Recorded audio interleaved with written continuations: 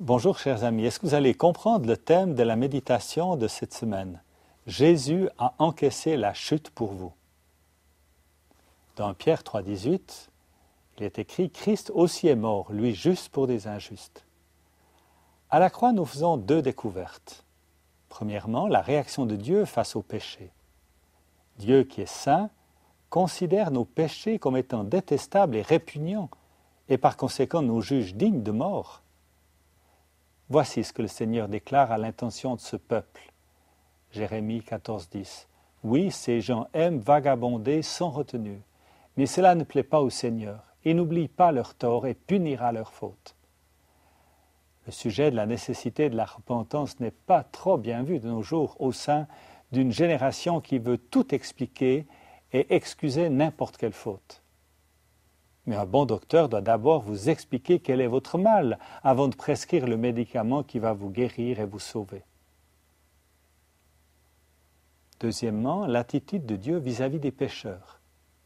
Et nous lisons dans Jean 3,16 « Car Dieu a tant aimé le monde qu'il a donné son Fils unique, afin que quiconque croit en lui ne périsse pas, mais qu'il ait la vie éternelle. » Dans un article du Chicago Tribune publié le 22 juin 1997, nous lisons qu'un certain Michael Costello, moniteur de parachutisme, âgé de 42 ans et basé à Mondora en Floride, a sauté d'un avion à une altitude de 4000 mètres en compagnie d'un jeune élève âgé de 21 ans, du nom de Garrett Griffith.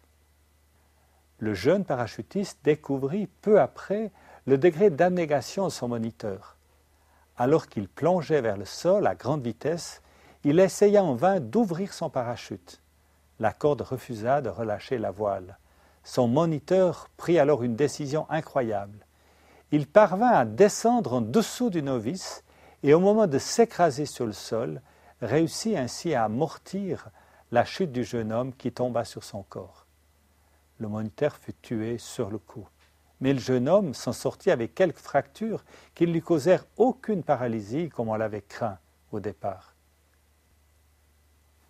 À la croix, Jésus a encaissé la chute pour vous. Oui, il a encaissé la chute pour vous. Et non seulement vous avez survécu, mais vous ne souffrez d'aucune paralysie aujourd'hui. Aujourd'hui, il vous demande seulement alors de vivre pour lui. Oserez-vous refuser de le faire? Ce Jésus qui a encaissé la chute pour vous, qui est mort pour vous, ne vous demande qu'une chose, c'est de vivre pour lui. Est-ce que vous allez le faire? Je veux le croire. Bonne semaine.